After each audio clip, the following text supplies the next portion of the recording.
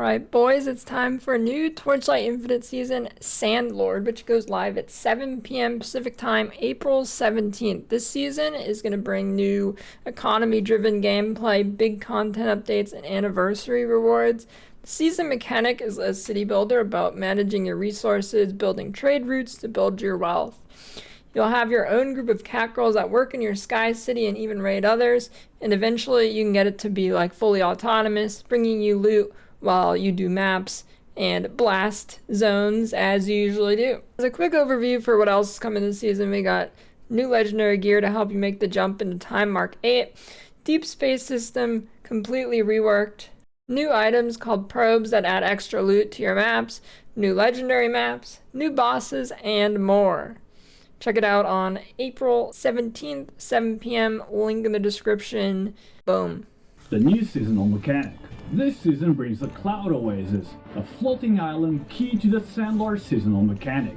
Think of it as a management layer woven into your usual grind. We've set up 5 professions for these laborers: miner, crystal worker, chef, aviator, and mercenary. Assign them based on their skills to get your oasis running, and they turn holy cat girl chefs, you have a cat girl army, dude. Once you've got goods piled up, load the airship, assign aviators, and they'll run trade routes to other floating islands. The shipments for a shot, so basically trading is your passive income stream. If you are shit, cat girl mercenaries. Spending your oasis resources.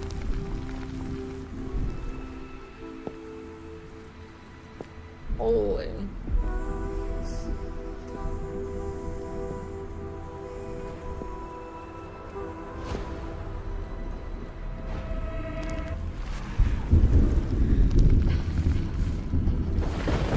That's the character, dude. I'm logging in.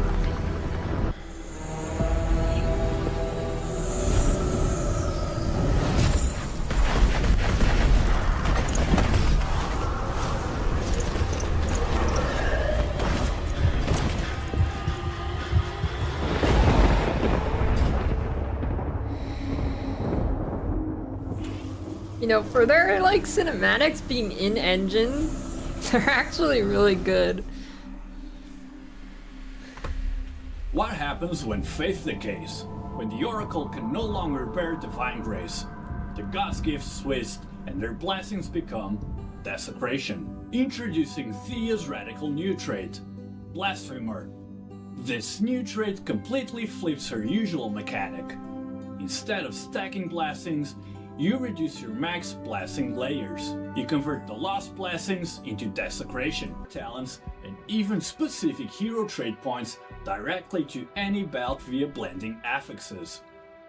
Think about it. Anger Rehan can potentially add the split form trait point from Seething Silhouette onto that. There's over 100 blending recipes to find. Finally, a quick note from the development team. We know that adding a lot of systems like this with each season increases the learning curve for players. So now we're basically monitoring how everything is interacting, how each different mechanic is playing with each other, and whether the learning curve for players is too large. If we find that to be so, we may consider rotating in and out different seasonal mechanics or game mechanics in upcoming seasons. You know, mostly to avoid player burnout. Next up, exclusive support skills. The aim is for almost every core active skill in the game to have dedicated supports. For Sparkle, equipping the support skill Magnetic Field as chain lightning that pulls enemies towards the projectile. And reworked. Its Haunting Terror now deals on hit damage and expands. If you also have a Demolisher charge ready, Savage Charge will automatically unleash a Demolisher effect straight ahead without players needing to stop channeling. Finally, oh my god. Wilting Beam's reflection opens up interesting positioning options for builds. When players cast Wilting Beam, this support generates an additional beam firing in the exact opposite direction. Next up, new legendaries. We've seen the feedback about the difficulty jump around Time Mark 8, or take a look at the Dual Kismet Unholy Grail. This one grants players multiple layers of random blessings whenever you cast a skill, and it significantly speeds up the recovery of your restoration skills, like digging into systems interaction adjustments. Yes, Rosa buffs. And mid-game trait nodes have been strengthened to give players more active playstyle options where introducing new support skills and core affixes. For example, the support skill Willpower grants a buff that significantly increases your damage when you use a skill, but you lose all stacks on the buff if you move, rewarding stationary casting. Designed to further increase What is that two-handed sword, weapon dude? damage, That's crazy. players can now better develop builds focusing on two-handed weapon damage. Next up, Erosion 2.0. Something that many of you have asked about is new mechanics for erosion damage. In previous seasons, builds focusing on erosion damage typically center around persistent or wilt effects, as direct erosion on hit damage often felt too weak. In the new season, we're introducing a core mechanic to bolster on-hit erosion, deterioration. Deterioration is a negative status applied by erosion on hit damage. It lasts for a set duration, and when it expires, it deals a percentage of the triggering hit's erosion damage as true damage, causing the true I don't think I've damage played to an trigger erosion build periodically before. throughout. Explosion effects are also Oh, that getting looks a sick. overhaul. We know the old effects felt a bit underwhelming for how strong explosions can be. We've redone the visuals and sound effects with unique looks and sounds for 5 different explosion types. That's what I The like to damage hear. and area effects Explosions. for explosions have also been adjusted accordingly. The goal? To make explosions look and feel as impactful and satisfying as they should be, leading to That's a better good. Sound overall map effects clearing experience for players are who are important. using them. And visual Finally, effects. let's talk secret rounds. Starting Time Mark 8, killing rare monsters has a low chance to spawn a portal. These are unique side areas with different mechanics and better rewards than standard maps. Yeah, Now, let's unique talk maps deep like that could space, be cool. regions, and plane watchers. Now, there are 5 dedicated deep space stages. These are larger, have way higher monster density, better drops, but are significantly harder.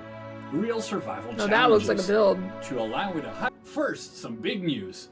After a Oh, long a new tenure one. guarding the Dreamless Abyss, the Goblin Lightning High Priest is finally Hey, retired he from looks the sick. active roster this season. Taking his place, we welcome the return of a formidable foe, Night Slayer, the Wilting Plume.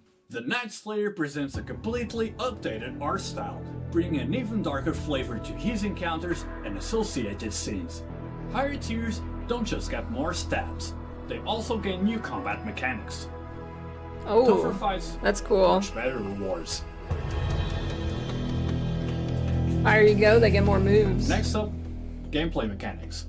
First, let's discuss about some changes which might more directly affect your mapping experience. We found that the base drop experience could feel very underwhelming without employing very specific looting strategies. To fix this, we've adjusted the drop source for level 21 active skills. Players now have a chance to find these skills when defeating bosses in Time Mark 8 and higher stages.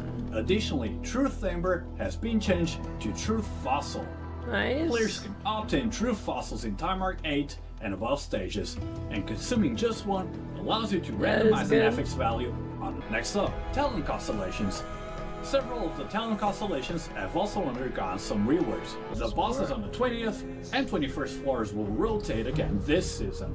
The 20th floor challenge will be replaced by a brand new ultra difficult encounter, Golden Gaze. This effect will randomly appear in stages. Both players and bosses have a chance to be chosen by the Golden Gaze. Tarot mechanic interrupts your netherrealm I like this farming, mechanic. alleviating the frustration of, having to break your main Yeah, I like gameplay that. loop and going into the board. When calculating That UI looks DPS, way better. it will now. Death screen is undergoing a huge overhaul. It will now clearly show what killed you, whether it was a mob, a mechanic, or a trap. It also separates damage into on-hit versus damage over Holy. time. The A tail space full shows damage death breakdown and elements thing active on death. recap. It will now be much better for diagnosing survivability issues. Important info prompts have also been revamped this season, appearing in a new, more aesthetically pleasing Oh, that's and kind of noticeable cool. way. Dude, that looks Players nice can coming learn about their down. new cells in the trade house via these prompts. Get ready for the Wasteland Gold Rush event.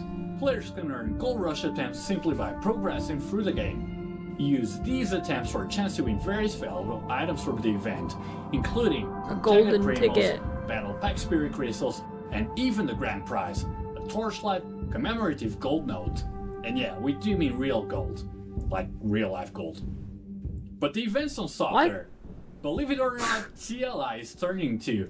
And as a thank you to all of you for staying with us, we're also launching some very special celebration events. Players can claim a nice reward each day they log in Legendary drop during pack the spirit event login. period. Per Including gold. Battle Pack Spirit Crystals. Now let's Swipe take down. a quick look at some of the cosmetics coming this season.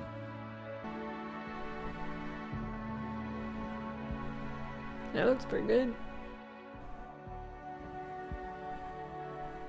I mean, that one's sick. Dude, those things are Finally, breathing. this season's new pack spirits. The Moonshadow Guide is the Holy. seasonal mechanics drop pack spirit. It will help with Cloud Oasis management. The Portrait of a Fallen Saintess is this season's Yeah, that battle one's pack pretty spirit sick. and is designed for synergy with Thea's new trait, Blasphemer. Yeah, that thing's sick. That was a lot. Let's have a quick recap.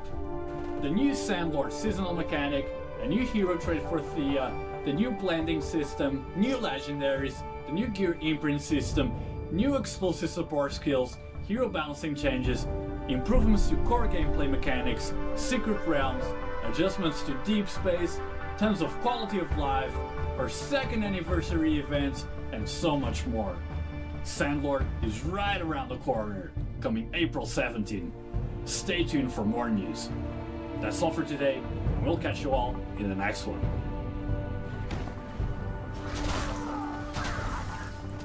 Holy, a promo code thing. TL Gold 0418. Looks pretty good.